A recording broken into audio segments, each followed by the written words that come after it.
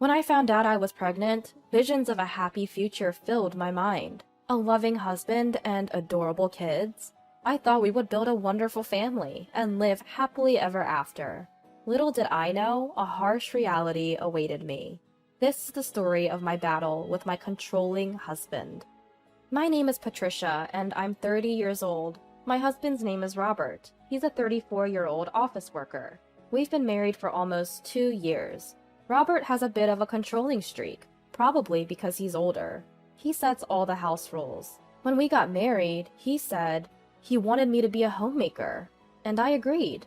Our spending money has decreased since we got married, but I'm thankful he's providing for me. I've always been indecisive, so Robert's efficiency seemed perfect for me. I thought a little bit of control was a good thing. Then one day, I felt unusually sick. Feeling feverish and sluggish, I was in no shape to do housework. So I turned to Robert and said, "Sorry, I'm not feeling well today." He groggily sat up and asked, "Is it a cold?" "I don't think so, but I'm too weak to get up. Can you grab something quick for breakfast?" "Alright, get some rest today. I have to go to work, but call your mom or dad if you need anything." So, no call to him then. A bit lonely, but he's swamped at work. His advice to call my parents was probably his way of caring. My in-laws live nearby and have always been supportive. It's not like I couldn't move, I just felt awful. So I decided to take the day off, but my symptoms didn't go away. Normally a day in bed would fix me up, but I wasn't getting better. Even Robert started to worry. "Patricia, maybe you should go to the doctor." "Right? I'll go tomorrow." The next day I visited a local hospital. The test results came back. "You're pregnant." "What?" I was stunned by the news. Pregnant? Me? I'm going to be a mom? Overwhelmed by joy and anxiety, I was at a loss for words. I decided to go home and wait for Robert to return. Hours later, I told him the news. "Guess what, Robert? I'm pregnant." "You're what?" Caught off guard, he looked stunned. "But you've been feeling sick, right? You sure it's not some kind of illness?" "No, the doctor said my symptoms were morning sickness." "Morning sickness?" As I explained, Robert furrowed his brows. Then he said something totally insensitive. "So, you're saying this isn't an illness? You were just being spoiled?" "Spoiled? That's not how I see it." "But morning sickness isn't an illness. You've been neglecting housework and lying in bed for a week. Isn't that spoiled behavior?" "Look, I may not be technically sick, but I feel awful. I'm feverish and just drained." "You could say anything. Besides, every woman who becomes a mom goes through morning sickness. Stop making a big deal." "Are you serious?" The words her husband returned were completely unexpected. She had thought he would be thrilled about her pregnancy. "Anyway, from tomorrow, take care of the house, as usual." "But I've been nauseous since last night." "I don't care! It's just morning sickness. Stop using it as an excuse." No matter what I said, my husband wasn't listening and instead berated me. Morning sickness isn't a disease, I knew. But carrying a new life is a burden not to be taken lightly. Most men might not understand the difficulty of pregnancy, but the harsh words from my husband were almost unbearable. I tried my best to manage the housework the next day. But my body was sluggish, and nausea hit me even when I was doing nothing. Cooking meals was the hardest part. The smell of rice cooking was unbearable. I can't take it anymore. Frequent dashes to the bathroom disrupted my cooking routine. Consequently, the quality and efficiency of my meals suffered. No matter how much I tried to explain, my husband wouldn't listen. On the contrary, when I was coughing in the toilet, he shouted from behind, "If I'm late for work because you're dragging, you better take responsibility." "I'm sorry, but the smell of food is making me nauseous." "I don't care! I'm not listening to your excuses!" "Excuses? I didn't mean to..." "What if your slowness makes me late for work? Can you take responsibility for that?" My husband just keeps yelling, completely disregarding how I feel. Physically and emotionally, I'm feeling cornered. Somehow, I managed to finish preparing breakfast, fighting off nausea. Despite this, my husband doesn't touch his breakfast. "Great, now there's no time for breakfast because you were so slow! Get it together!" With that, he slams the door behind him. Why is this happening? I haven't done anything wrong. Why do I have to be treated so horribly when I'm just trying to nurture our child inside me? Frustration and emptiness mix, and I can't stop the tears. This goes on for about 2 weeks. One day after confirming my husband has left for work, I lie down. Today, my nausea is worse than ever. I need to eat something for the sake of our baby, but even drinking water makes me throw up.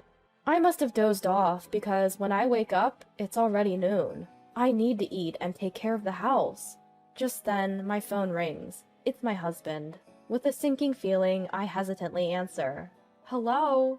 You took too long to answer! You weren't sleeping, were you? I'm sorry, I wasn't feeling well this morning. I was about to start on the housework. He abruptly hangs up. Then a text from him arrives. Almost yelled at work, so I hung up. Patricia, are you mocking me? I feel a bottomless fear reading his furious words. My hands tremble as I hold the phone. Please don't be mad. I'll do better. I'm done with you. The text stopped. What should I do? I need to reply, but apologizing will only make him angrier. So what can I do? Before I can decide, another text from him arrives. The moment I read it, I drop my phone in shock. If you can't even handle housework, abort the child. Abort our child? Everything goes dark. My emotions are a mess. My breathing is erratic, my heart pounding. We were blessed with 2 children. I thought we'd be happy as a family. But my husband doesn't even try to understand my condition. He even denies me and our unborn child. I can't let this go. I can't stay silent after being told something like this. I pick up my phone from the floor and text him. Understood. I pack my bags, explain the situation to my parents, and ask them to pick me up. After I leave, multiple texts from my husband arrive. Where are you? If you can go out, you must have been faking it. Come back now, or I'll divorce you. Does this man know anything other than attacking or threatening? By this point, my love for my husband had completely cooled off. When he even called my parents' house, I told him, I have no intention of coming back, and blocked his number. Patricia, are you sure about this? You'll be giving birth alone, you know. My mom asks, concerned for her daughter. But my mind is already made up. It's okay. I'll protect this child. My mom gives me a complicated look, but says, we'll support you in any way we can. A few days later, having cut off all communication, my husband shows up at my parents' house, bringing his own parents, father-in-law and mother-in-law. Patricia, what are you thinking? Stop lazing around at your parents and come home now. As soon as he sees me, my husband starts yelling. Even father-in-law and mother-in-law join in, blaming me. How could you abandon your duties as a wife and dump everything on our son? Are you even a homemaker? We never thought Patricia would be like this. Were you just pretending all this time? We don't need a lazy wife in this family. Abandon my duties? Dump everything on him? This is ridiculous. I've done no such thing. I take a deep breath and give them a piece of my mind. Enough is enough! When did I ever dump anything on Robert? Abandon my duties? I've been doing everything I can while dealing with morning sickness. Why do I have to hear this? Shut up! How dare you talk back to the head of the household? That's what I've always hated about you. I snap back at my husband. Once I start, I can't stop. When I'm suffering from morning sickness, you tell me to hurry up and make breakfast. Stop slacking off on housework. I'm not your servant. Do you even know how hard morning sickness is? Learn about a pregnant woman's body, you incompetent fool! What kind of language is that to your husband? That's just it. You're nothing but a controlling husband who doesn't understand people's feelings. And I was stupid to mistake that for reliability. Who do you think provides for you? Then I don't need such a life. What? Father-in-law and mother-in-law, who had been listening to our argument, hesitantly asked me, weren't you just dumping all the housework on our son? Doing nothing but lazing around every day? Exactly. Using pregnancy as an excuse to make our son do all the housework. It seems my husband had been telling them a convenient story. I tell father-in-law and mother-in-law the truth. Yes, I've had to lie down because of severe morning sickness. But Robert told me morning sickness isn't an illness. Stop being lazy. So I've been desperately doing housework every day, to the point of nearly collapsing. Father-in-law and mother-in-law's faces turn pale. Robert, what is the meaning of this? Father-in-law confronts my husband, whose body is shaking. Well, that is... Even now, my husband refuses to admit his fault. I've had enough. I decide to expose his greatest flaw. Father-in-law, mother-in-law, your son told me, if you can't do housework, abort the child. What did you say? Is this true, Robert? Father-in-law and mother-in-law are staring at their son, mouth agape in shock. Telling someone to abort the child is unforgivable. I've done my best in my own way. Despite that, Robert never cared about my health or our unborn child. I can't live with someone like that. The collective anger in the room turns towards my husband. Sensing the awkward atmosphere, he nervously chuckles.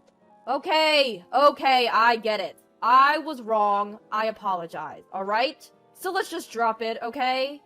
At that moment, smack. Mother-in-law slaps my husband.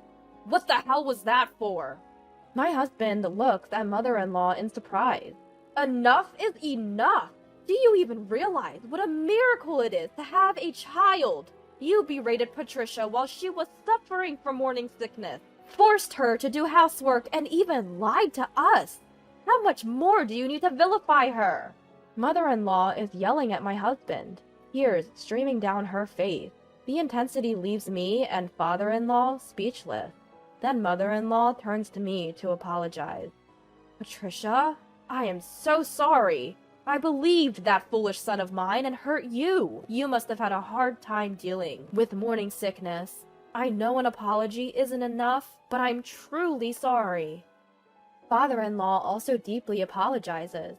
Patricia, let me apologize as well. Our foolish son has caused you trouble, and for that, I'm truly sorry. We'll make sure he takes responsibility. Leave the rest to us.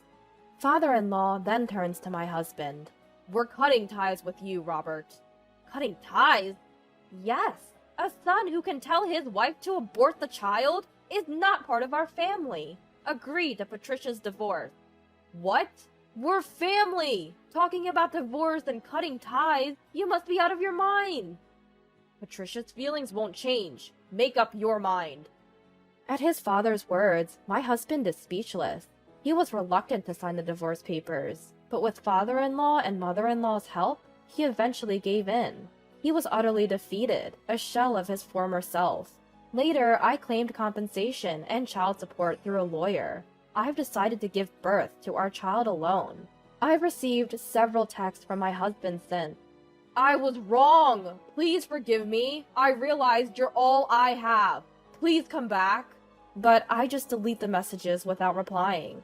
My husband, now disowned by father-in-law and mother-in-law, seems to be living alone in a neglected, trash-filled house. It's affecting his work, and now the office gossip goes like this.